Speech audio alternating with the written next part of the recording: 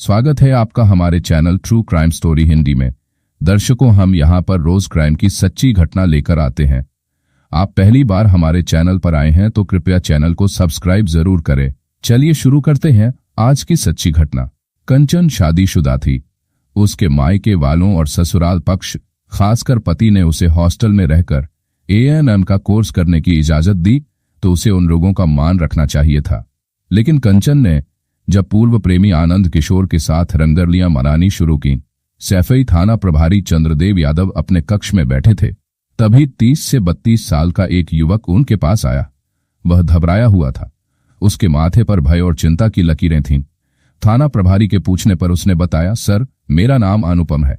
मैं मूल रूप से मैनपुरी जिले के किशनी थाना अंतर्गत गांव खड़ेपुर का रहने वाला हूं। मेरी पत्नी कंचन सैफई के चिकित्सा विश्वविद्यालय के पैरा मेडिकल कॉलेज में हॉस्टल में रहकर नर्सिंग की पढ़ाई कर रही थी। 2 दिनों से वह लापता है। उसका कहीं भी पता नहीं चल रहा है। तुमने पता करने की कोशिश की कि वह अचानक कहाँ लापता हो गई? थाना प्रभारी ने पूछा। सर, मैं गुरुग्राम हरियाणा में प्राइवेट नौकरी करता हूं। कंचन से मेरी हर रोज बात होती थी। 24 सितंबर 2019 को भी दोपहर करीब 1:45 बजे मेरी उससे बात हुई थी, लेकिन उसके बाद बात नहीं हुई। मैं शाम से लेकर देर रात तक उससे बात करने की कोशिश करता रहा, पर उसका फोन बंद था। आशंका हुई तो मैं सैफई आकर हॉस्टल गया तो पता चला कि कंचन 24 सितंबर को 2 बजे हॉस्टल से यह कहकर निकली थी कि वह अस्पताल जा रही है। उसके बाद वह हॉस्टल नहीं लौटी। इसके बाद मैंने कंचन की हर संभावित जगह पर खोज की, लेकिन उसका कहीं पता नहीं चला। सर, आप मेरी रिपोर्ट दर्ज कर मेरी पत्नी को खोजने में मदद करें। अनुपम ने कहा। सैफई मेडिकल कॉलेज के हॉस्टल से नर्सिंग छात्रा का अचानक गायब हो जाना वास्तव में एक गंभीर मामला था। थाना प्रभारी चंद्रदेव ने आनन फानन में कंचन की गुमशुदगी दर्ज कर सूचना वरिष्ठ अधिकारियों को भी दे दी। यह 26 सितंबर 2019 की बात है। इसके बाद थाना प्रभारी ने अनुपम से पूछा, अनुपम, तुम्हारी पत्नी का चरित्र कैसा था? कहीं उसका किसी से कोई चक्कर तो नहीं चल रहा था? नहीं सर, उसका चरित्र ठीक ठाक था। वैसे भी वह अपना कैरियर दांव पर लगाकर किसी के साथ नहीं जा सकती। अनुपम बोला, सर, मुझे लगता है कि गलत इरादे से किसी ने उसका अपहरण कर लिया है। तुम्हें किसी पर शक है? यादव ने अनुपम से पूछा। नहीं सर, मेरा किसी से झगड़ा नहीं है, इसलिए किसी पर शक भी नहीं है, अनुपम ने बताया। अनुपम से पूछताछ के बाद चंद्रदेव यादव सैफई मेडिकल कॉलेज पहुंचे। वहां जाकर उन्होंने हॉस्टल की वार्डन भारती से पूछताछ की। भारती ने बताया कि कंचन का व्यवहार बहुत अच्छा था। वह अपनी साथी छात्राओं के साथ मिलजुल कर रहती थी। 24 सितंबर को दोपहर 2 बजे वह हॉस्टल से अस्पताल गई थी, लेकिन अस्पताल नहीं पहुंची। हॉस्टल और अस्पताल के बीच उसके साथ कुछ हुआ है। उसका मोबाइल फोन भी बंद है। अस्पताल प्रशासन भी अपने स्तर से कंचन की खोज में जुटा है, पर उसका पता नहीं चल पा रहा है। थाना प्रभारी चंद्रदेव यादव ने मेडिकल कॉलेज में जांच पड़ताल की तो पता चला कॉलेज में कंचन ने वर्ष 2017-18 सत्र में ANM प्रशिक्षण हेतु नर्सिंग छात्रा के रूप में प्रवेश लिया था। वह इस साल अंतिम वर्ष की छात्रा थी। वह व्यवहार कुशल थी। यादव ने कंचन के साथ प्रशिक्षण प्राप्त कर रही कई छात्राओं से पूछताछ की तो उन्होंने उसे बेहद शालीन और मृदुभाषी बताया। साथ ही छात्राओं ने इस बात को भी नकारा कि उसका किसी से विशेष मेलजोल था। थाना प्रभारी ने हॉस्टल वार्डन भारती के सहयोग से कंचन के हॉस्टल रूम की तलाशी ली, लेकिन रूम में कोई संदिग्ध चीज नहीं मिली। न ही कोई ऐसा प्रेम पत्र मिला जिससे पता चलता कि उसका किसी से प्रेम संबंध था। हॉस्टल व कॉलेज के बाहर कई दुकानदारों से भी यादव ने पूछताछ की, लेकिन उन्हें कंचन के संबंध में कोई जानकारी नहीं मिली। उनकी समझ में नहीं आ रहा था कि आखिर कंचन कहाँ चली गई। थाना प्रभारी चंद्रदेव यादव ने कंचन की ससुराल खड़ेपुर जाकर उसके ससुराल वालों से पूछताछ की, लेकिन उन्होंने पुलिस का सहयोग नहीं किया। उन्होंने यह कहकर पल्ला झाड़ लिया कि कंचन ससुराल में बहुत कम रही है। वह या तो मायके में रही या फिर हॉस्टल में, इसलिए उसके बारे में कुछ भी नहीं बता सकते। कंचन का मायका इटावा जिले के थाना जसवंत नगर के गांव जगसौरा में था। यादव जगसौरा पहुंचे और कंचन के पिता शिवपूजन तथा मां उमा देवी से पूछताछ की। कंचन के माता पिता के लापता होने से दुखी तो थे, लेकिन उसके संबंध में जानकारी देने में संकोच कर रहे थे। जब वहां से भी कंचन के बारे में कोई काम की बात पता नहीं चली तो वह थाने लौट आए। अनुपम पत्नी के लापता होने से बेहद परेशान था। जसवंत नगर, सैफी, इटावा जहां से भी अखबार के माध्यम से उसे अज्ञात महिला की लाश मिलने की खबर मिलती, वह वहां पहुंच जाता। धीरे धीरे 10 दिन बीत गए। लेकिन पुलिस कंचन का पता लगाने में नाकाम रही। अनुपम हर दूसरे तीसरे दिन थाना सैफई पहुंच जाता और पत्नी के संबंध में थाना प्रभारी से सवाल जवाब करता। चंद्रदेव उसे सांत्वना देकर भेज देते थे। जब अनुपम के सब्र का बांध टूट गया तो वह एसपी ग्रामीण ओमवीर सिंह के ऑफिस पहुंचा। उसने उन्हें अपनी पत्नी के गायब होने की बात बता दी। नर्सिंग छात्रा कंचन के लापता होने की जानकारी ओमवीर सिंह को पहले से ही थी। वह इस मामले की मॉनिटरिंग भी कर रहे थे। ओमवीर सिंह ने अनुपम को आश्वासन दिया कि पुलिस जल्द ही उसकी लापता पत्नी की खोज करेगी। आश्वासन पाकर अनुपम वापस लौट आया। एसपी ग्रामीण ओमवीर सिंह ने लापता कंचन को खोजने के लिए एक विशेष टीम का गठन किया।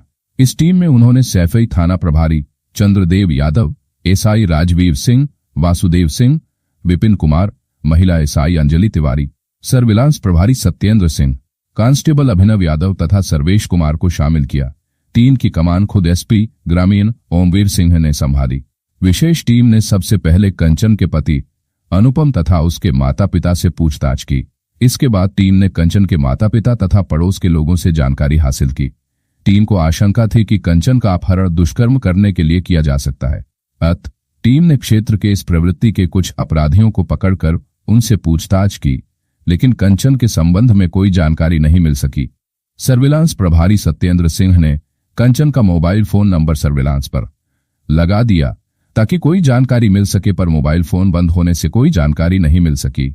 इधर थाना प्रभारी एसआई अंजलि तिवारी व टीम के अन्य सदस्यों के साथ मेडिकल कॉलेज पहुंचे और कंचन के हॉस्टल रूम की एक बार फिर छानबीन की। गहन छानबीन के दौरान उन्हें वहां मोबाइल फोन के 2 खाली डिब्बे मिले। दोनों डिब्बे उन्होंने सुरक्षित रख लिए। टीम ने सैफई मेडिकल यूनिवर्सिटी के कुलसचिव सुरेश चंद्र शर्मा से भी बात की।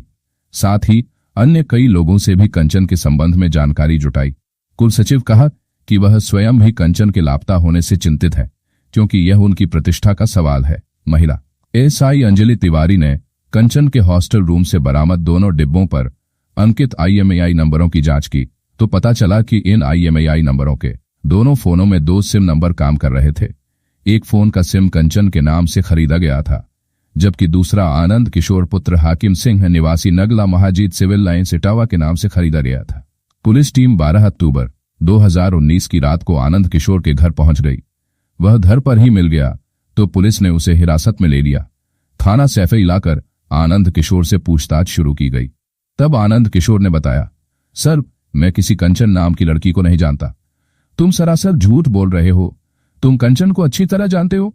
तुम्हारे द्वारा दिया गया मोबाइल फोन का डिब्बा उसके हॉस्टल रूम से बरामद हुआ है। अब तुम्हारी भलाई इसी में है कि सारी सच्चाई बता दो, वरना। थाना प्रभारी चंद्रदेव का कड़ा रुख देखकर आनंद किशोर डर गया। वह बोला, सर, ये सच है कि मैंने ही बात करने के लिए उसे मोबाइल फोन खरीद कर दिया था। तो बताओ कंचन कहाँ है? उसे तुमने कहाँ छिपा कर रखा है? यादव ने पूछा। सर, कंचन अब इस दुनिया में नहीं है। मैंने उसकी हत्या कर दी है, आनंद ने बताया। क्या कंचन को मार डाला? वह चौंके। हाँ सर, मैंने कंचन की हत्या कर दी है। मैं जुर्म कबूल करता हूँ। उसकी लाश कहाँ है? थाना प्रभारी ने पूछा। सर, लाश मैंने भितौरा नहर में फेंक दी थी। फिर उसके दोनों मोबाइल तोड़कर जगसौरा बम्बा के पास फेंक दिए थे। खून से सने अपने कपड़े, शर्ट, पैंट तथा तौलिया भी वहीं जला दिए थे। चाकू भी वहीं फेंक दिया था।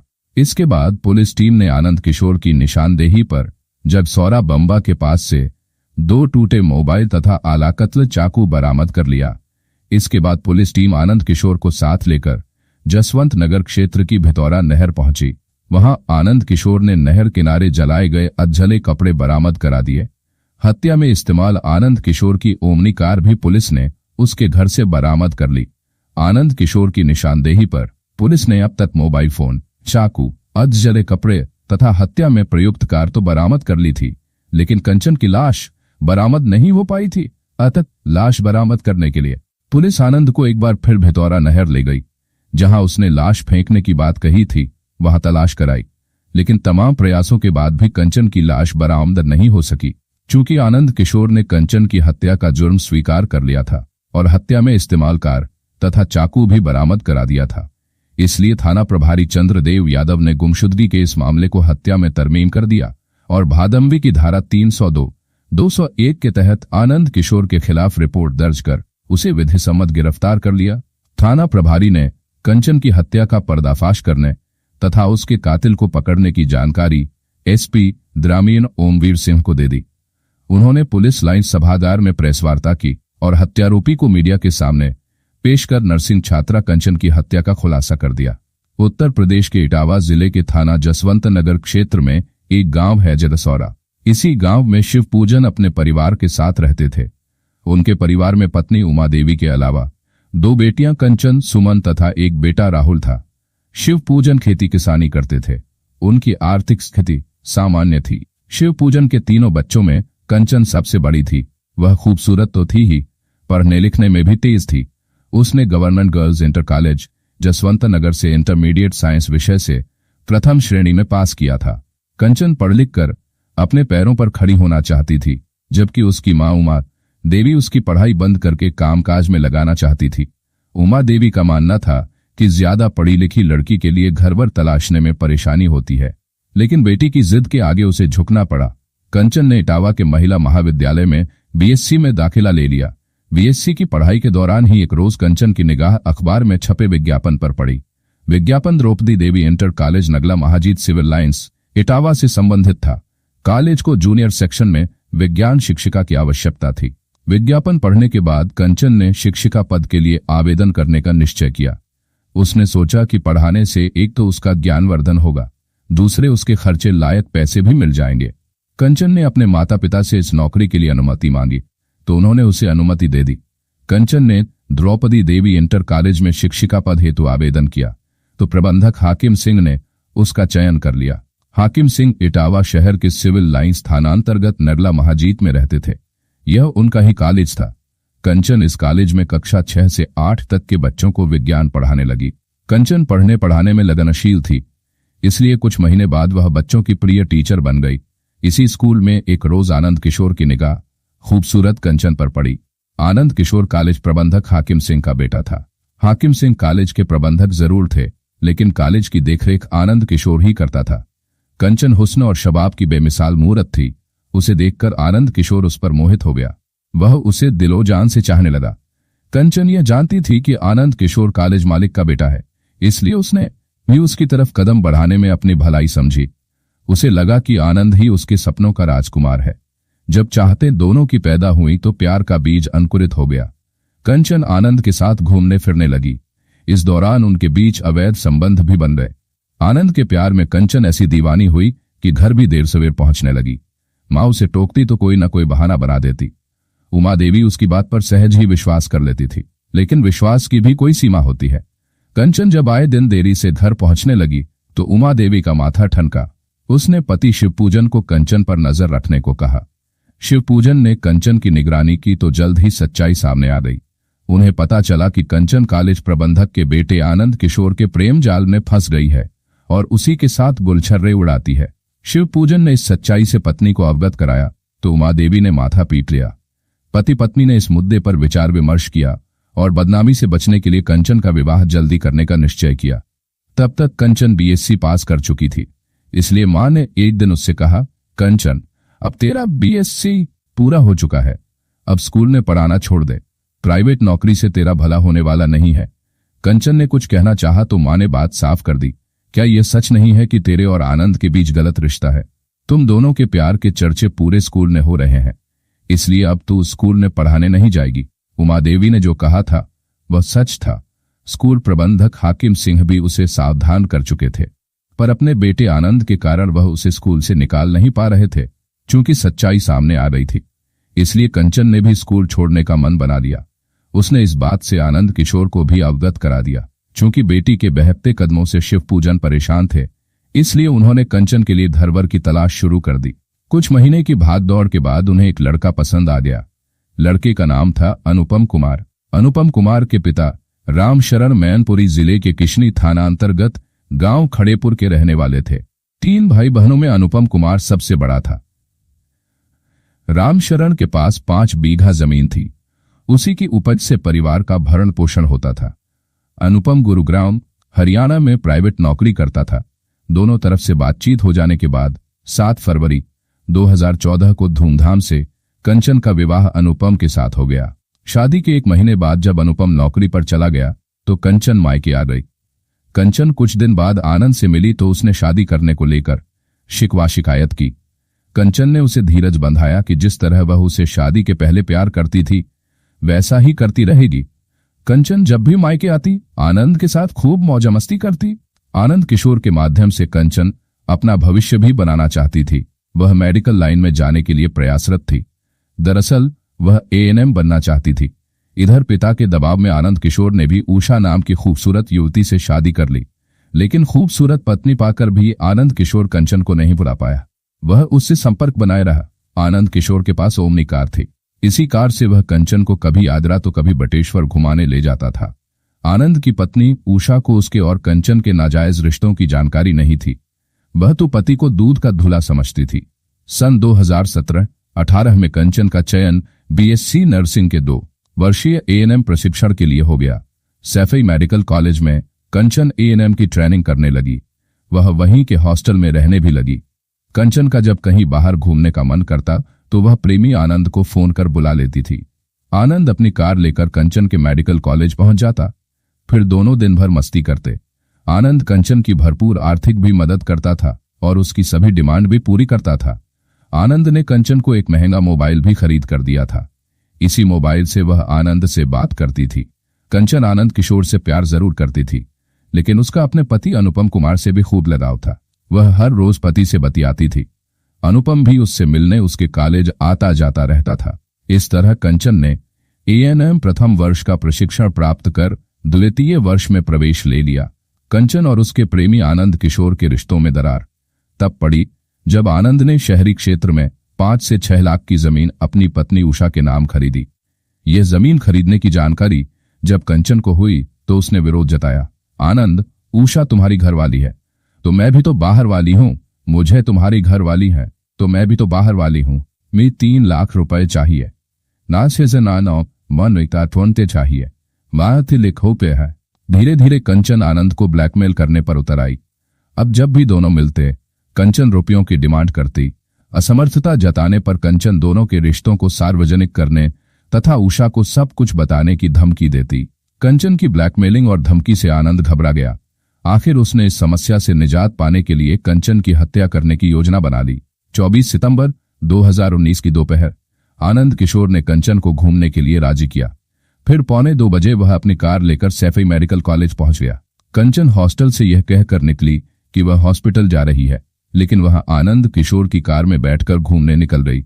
आनंद उसे बटेश्वर लेकर गया और कई घंटे सैर सपाटा कराता रहा। वापस लौटते समय कंचन ने उससे पैसों की डिमांड की। इस बात को लेकर दोनों में कहासुनी भी हुई। तब तक शाम के 7 बज चुके थे और अंधेरा छाने लगा था। आनंद किशोर ने अपनी कार जसवंत नगर क्षेत्र के भितौरा नहर पर रोकी और फिर सीट पर बैठी कंचन को दबोचकर उसे चाकू से गोद डाला। हत्या करने के बाद उसने कंचन के शव को नहर में फेंक दिया। फिर वहीं नहर की पटरी किनारे खून से सने कपड़े जला दिए। वहां से चलकर आनंद ने जगसौरा बंबा पर कार रोकी। वहां उसने कंचन के दोनों मोबाइल फोन तोड़कर झाड़ी में फेंक दिए। साथ ही खून सना चाकू भी झाड़ी में फेंक दिया। इसके बाद वह वापस घर आ गया। किसी को कानो कान खबर नहीं लगी कि उसने हत्या जैसी वारदात को अंजाम दिया है। 24 सितंबर को करीब 1:45 बजे अनुपम कुमार की कंचन से बात हुई थी। उसके बाद जब बात नहीं हुई तो वह सैफई आ गया और कंचन की गुमशुदगी दर्ज कराई। सैफई पुलिस 18 दिनों तक लापता कंचन का पता लगाने में जुटी रही। उसके बाद हत्या का खुलासा हुआ, लेकिन कंचन की लाश फिर भी बरामद नहीं हुई। 14 अक्टूबर 2019 को थाना सैफई पुलिस ने हत्यारोपी आनंद किशोर को इटावा कोर्ट में रिमांड मजिस्ट्रेट ए.के. सिंह की अदालत में पेश किया, जहां से उसे जिला कारागार भेज दिया गया। सैफई पुलिस कंचन की लाश बरामद करने के प्रयास में जुटी थी। मिलते हैं दर्शकों एक और सच्ची कहानी लेकर। तब तक अपना ख्याल रखें और जुर्म के खिलाफ लड़ने की मुहिम में हमारा साथ देने के लिए कृपया चैनल को सब्सक्राइब और वीडियो को लाइक जरूर करें। जय हिंद।